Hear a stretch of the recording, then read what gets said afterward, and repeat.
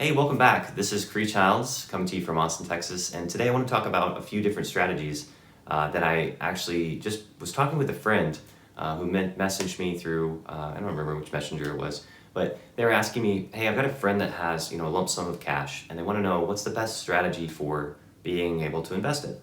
And I said, well, really what it comes down to is we need to figure out where are they at financially, right? So when you look at your best investment strategies, sometimes one of your best investment strategies is actually to service debt, right? Because most people don't think about it, but if you have say a 21% credit card, that's 20%,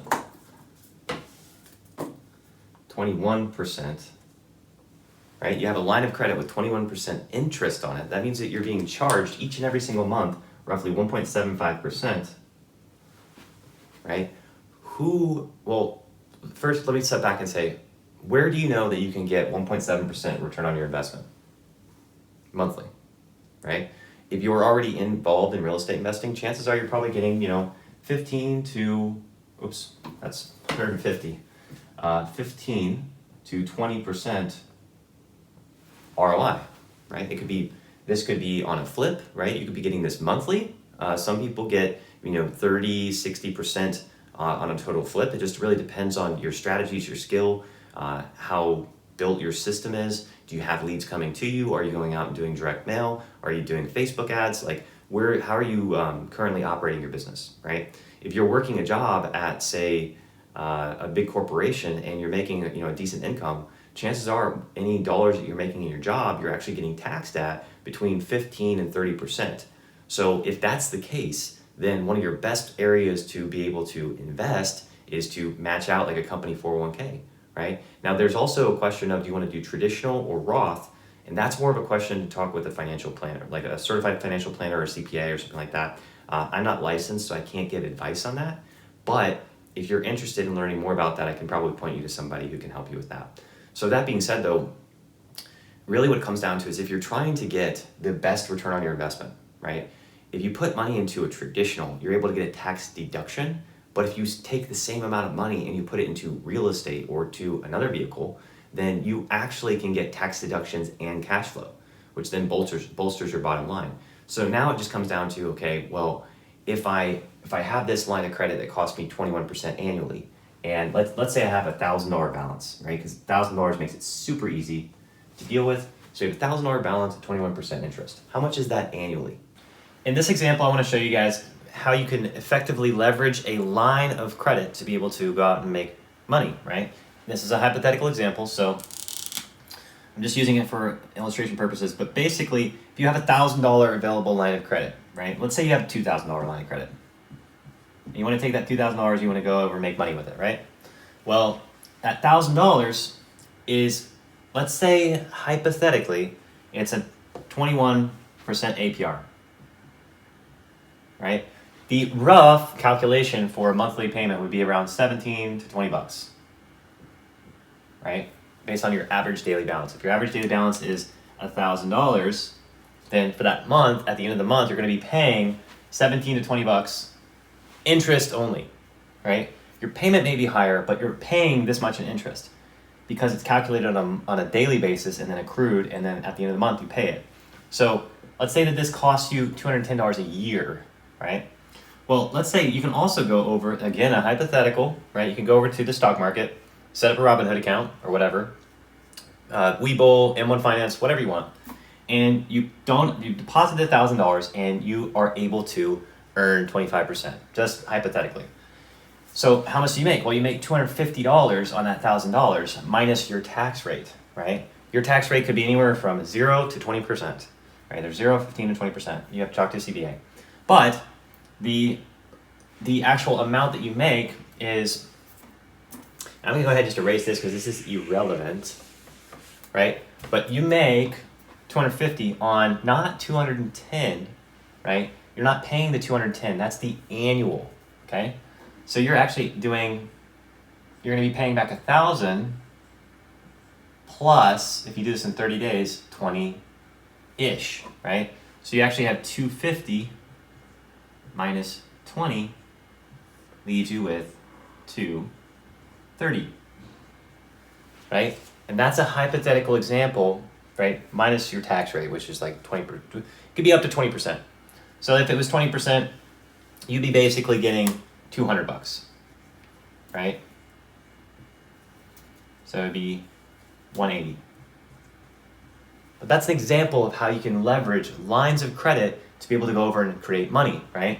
And so this 25%, it may be higher, maybe lower, I don't know. But if this is, say, like it's 5%, you're able to get 5% return on your investment, and this is costing you basically 21 divided by 12, which is about 1.9, right, monthly. By loaning your money out at, say, 1.9, or borrowing at 1.9 and loaning at 5%, you're doing what the bank's doing, right? The bank, typically on this $1,000, what the bank is doing is they're saying, okay, you drop in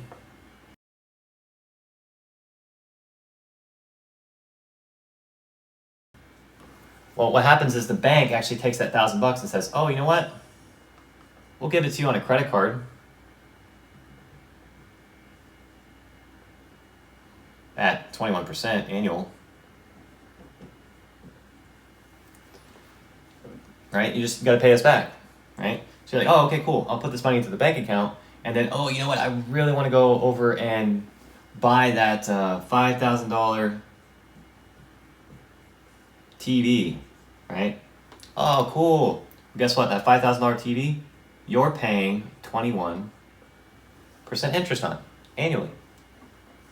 And you may be like, well, I'm going to get 0%. Fine, you're paying 0%. That's good.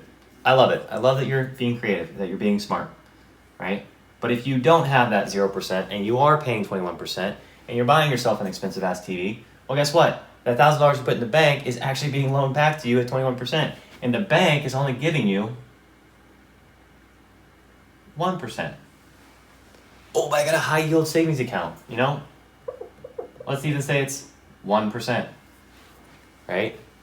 Congratulations. You're effectively loaning your money to yourself. So I'm going to show you how you can break the cycle.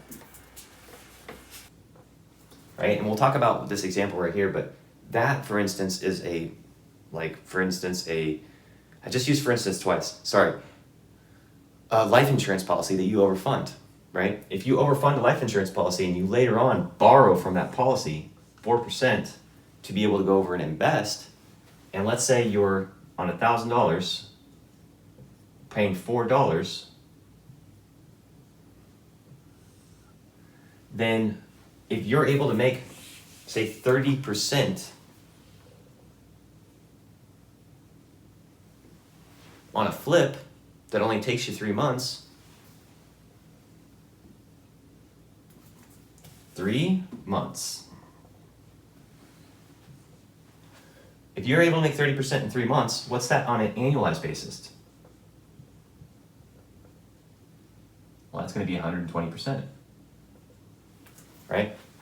Now, that's not including compounding, because what compounding is saying is, well, we got Q1, 2, 3, 4. In Q1, if you invest $1,000, by the end of Q1, you have 1,030, right? So, actually, you have 1,300. By the end of Q2, if you take that same 1,300 and instead of taking the 300 and scraping it off and reinvesting the $1,000 and just getting that 300 cash flow, what you're doing is you're taking that full amount and rolling it over to the second quarter. Now you're taking 1,300 multiplied by 1.3, and then you have compounding. So what that looks like would be 1,300 times 1.3.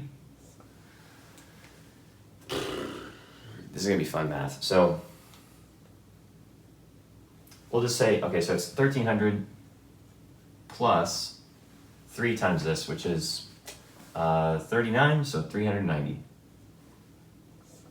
Right? So now you have 1,690. So instead of just making $300, you're actually making $390, and then it keeps on rolling, right? So you can do the math on your phone, you can just keep on compounding it, but essentially you're getting more than 120%, right? That's the idea of compounding interest. As you increase the frequency of the quarters, or the compounding, the number of times it compounds, if you're able to do it every single month, you're turning your money faster. And I kind of talked about this in some earlier videos as well, but basically compounding interest is one of your best friends. So if we're able to get this compounding interest effect by being able to invest our money at, say, 30%, is 4% a good amount of a good rate to borrow the money at? Yes, right? And you're borrowing it from yourself, which is why this is so powerful, because if you're borrowing the money from yourself, from your own policy, you have to pay it back to yourself. That's part of the policy's requirement. So this is called infinite banking. Now there's some other reasons to do this too, but we're not gonna get into that. So if I'm able to borrow at 1,040 and I'm able to make $1,300, is that a good rate of return? Yeah, right? But if you don't know how to actually make this safely by mitigating all your risk, right? You're never gonna be able to mitigate 100% of your risk. I shouldn't say mitigate all your risk, but chances are, if you know what you're doing and you actually spent the time to learn it properly, then getting 30%, not annualized, but 30% in a shorter period than a year is possible, right? There are people that day trade in the stock market and get 200-300%, but they also lose a lot of money too, right? So the goal with any sort of business or trading or investing is that you win more than you lose. Because if you're winning more than you lose, you're gonna have a positive return on your investment. And it's much better than just kind of setting and forgetting your money in the stock market and letting it just kind of go up over 10%. Now there's also something to be said too about how do we reduce these expenses here and increase our cash flow, because that's the most important thing, right? So in an earlier video, we kind of talked about velocity banking, and I was doing the math, and I was really wanted to make sure that I'm not just like, I'm not giving you guys the wrong information, because I don't want to not serve anybody, right? I want to do the research and the due diligence to make sure that I'm really recommending something that I can strongly believe in and that's going to help my friends and family, and then also ultimately help you guys too. And I looked at the difference between using velocity banking and making extra payments. And the one major difference that I noticed is that with extra payments, it's good because it pays down the principal balance fast, and there is a little bit of a savings with velocity banking. However, one of the biggest differences is that as you're paying down your balance on your credit card, you're making a payment to your mortgage and a payment to your credit card, and you're using the line of credit and then spending on the line of credit, which then reinforces that you're using the line of credit, which then allows you to have access to these funds. And I'm 29 and I have about $50,000 right now in available lines of credit. And that's without going out and actually applying for anything in the last 3 years. So I haven't applied for anything in the last 3 years, and I don't have a mortgage, right? My father actually has a lower credit score than I do, and my dad's 67, and he actually makes about $12,000 a month or so, roughly, give or take. So on paper, he actually looks better, but I have a higher credit score, right? So credit score is not indicative of your overall fundability, but that being said, if you have access to these funds, you can go over and you can look at what's my interest rate arbitrage, right? Because that's essentially what we're talking about here. This is arbitrage, right? If I can get a 30% return on my cash or return on my funds in 3 months, and I'm able to take that 4% out and make 30% and then put it back in and then keep the profit, I can either turn around and roll that profit into this account and overfund it and then do it again. Or if I want to go for more cash flow, then I can go ahead and take some of that cash flow and use it to pay some of my expenses, and then I add $300. Actually, it's going to be $100 a month because it's 300 over 3 months. So I add $100 a month cash flow, right? Now, obviously, if this is $10,000, which is more realistic for a flip, probably actually closer to like 30,000. Right? So if we're doing 30,000, the numbers just get bigger. So it's not gonna be 4% of 30,000 is 120. No, let's see. Let's call it 1%. 300 times 4 is 1,200. Right? So 31,200. So if I'm getting 30% on 30,000, then we're looking at math. 9,000. Actually, it's 39,000 because it's going to be 1%. So $39,000. So you're able to actually make an effective $7,800 cash flow, right, in 3 months. So you end up adding. Now again, these are just examples, obviously. If you're able to get, there's a whole lot of other math that goes into a flip. I'm not saying that this is how you do a flip. I'm just saying this is an example, right? So just don't blow me up in the comments too much. But again, if we're able to borrow the money at 4% from ourselves and go down here and invest it 30% in every 3 months, right? And we're able to get, double check me on the math too. I'll be more than happy to update the video. But $39,000 minus 31,200 means that we're making a 7,800 over 3 months, right? Which comes out to be about, let's just call it, let's see, what's the number? Call it like $2,000 a month, 2,200. Right, and that's net cash flow, right? Positive cash flow. So you're able to basically add this 2,200 up here and then minus all your expenses leaves you with this. So, but that's because you have funds already available, right? And so using velocity banking, you're able to create funds available through lines of credit because of your repayments, right? All credit cards is a promise to the bank to pay them. So you're promising to pay the bank and you're borrowing the funds from the bank, which they're borrowing the funds from you, right? If you put money into a savings account, the bank is literally giving you 0.1%. They're saying, okay, we'll borrow the money at 0.1% and we're gonna loan it back out to you at 21%.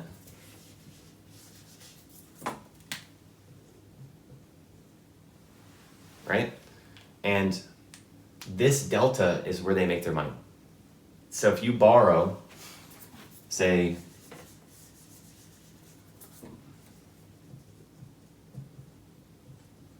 $10,000, well, the bank they're gonna pay you, essentially, that's gonna be 3 zeros, 1, 2, 3, $10, and you're gonna be paying them. Okay, so I apologize. It should say $2,100 annually because for some reason at like 4 a.m. my brain just like shut down and I didn't know how to add zeros correctly. But yeah, it's $2,100 annually. Right? And you're paying it to the bank versus if you just put your money into one of these vehicles that we talk about, overfunding a life insurance policy, putting it into your line of credit and being able to use your lines of credit, or being able to use a self-directed retirement account, what you're doing essentially is you're borrowing your money from yourself. So you're paying yourself back interest, which is great because it's a lot like the concept of dollar cost averaging and saving over time, is that what you're doing is you're saving now for your future self. So what you're doing with lines of credit and with some of these other tools is that you're saving by putting the money in, and then down the road you can later on borrow the funds and then repay yourself versus the bank, which is so cool, right? And especially if you're getting 21% lines of credit, chances are your credit is not good, and that's a problem. Now, I also have a line of credit with 21%, and I have one at 20.99%. Now, that's okay because if I'm going to be getting that's on an annual basis. So monthly, I'm paying 1.75%. So on a monthly basis, if I can make more than 1.75%, I will borrow the funds for myself and then put it into something and then pay myself back.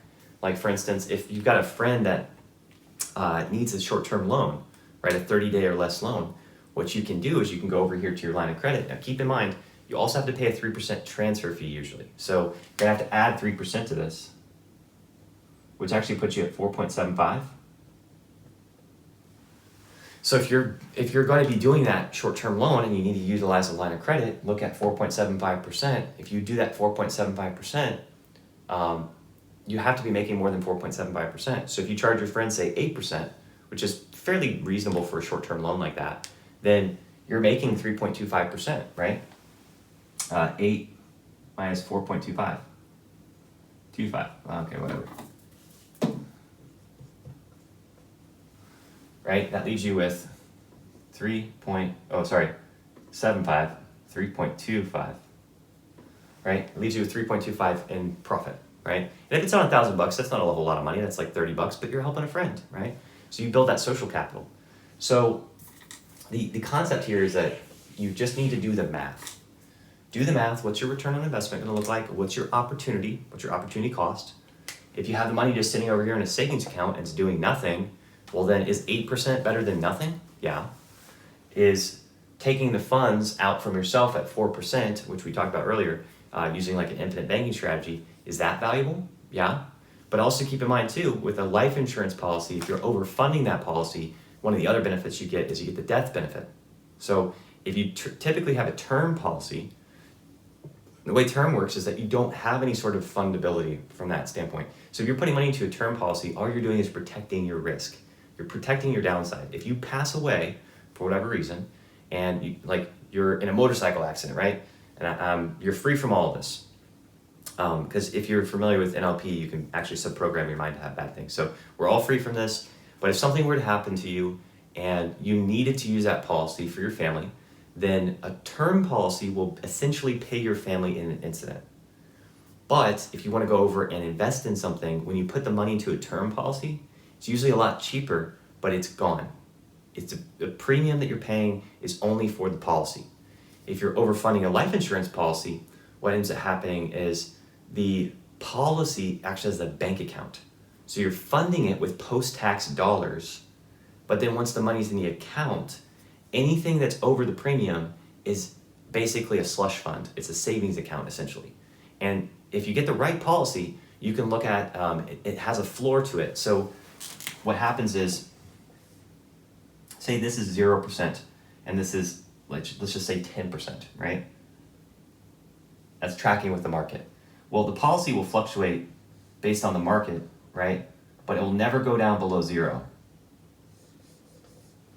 Versus putting the money into the stock market or into a variable policy. And again, I'm not licensed. I'm not a licensed anything. I'm not a licensed insurance agent. I'm not a licensed real estate agent. I'm not licensed in anything except for to drive my motorcycle and my vehicle, my car.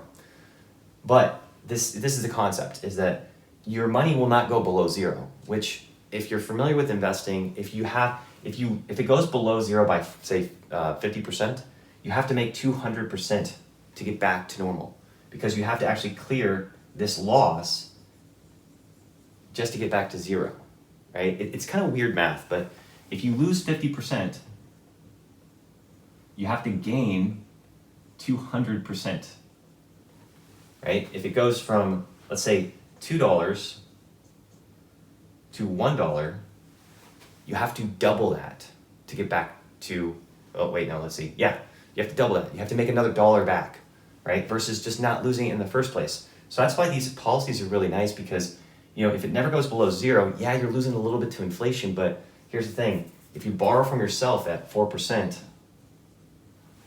and you're getting the benefit of this, you're probably able to beat that, right? You're able to beat that 3% inflation because you can borrow the money from yourself and still be gaining on the market. So if the market just does flat, well, you can go out and loan the money to a friend, you can do a fix and flip, you can do whatever you want, right? But you're still able to get a higher yield than this 4%. And I wouldn't borrow the money if you didn't get 4% or more, right? Probably like 10% or more. If you have that opportunity, then borrow the money. If you don't, just leave it there, right? So those are kind of some of the concepts. And I hope that answers my friend's question.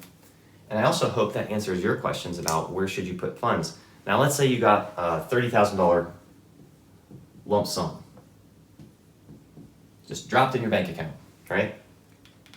What should you do with that? Well, do you have any high interest credit card debt? Do you have an opportunity to invest in real estate? Do you have an opportunity to go in the stock market and trade with a tax-free account? Do you have an opportunity to loan on a personal promissory note and make 10, 15%? right? Or maybe it's like 5%, right? But is 5%, let's say it's 5%. Do you have promissory?